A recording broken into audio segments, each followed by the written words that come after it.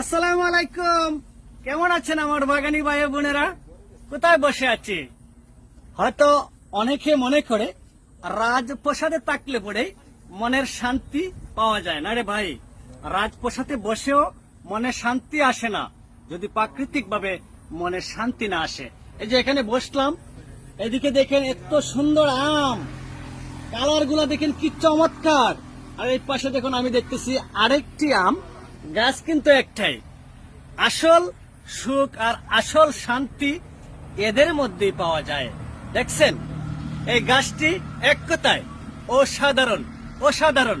আপনারা কমেন্ট বক্সে অবশ্যই এটা নিয়ে একটু মন্তব্য করবেন।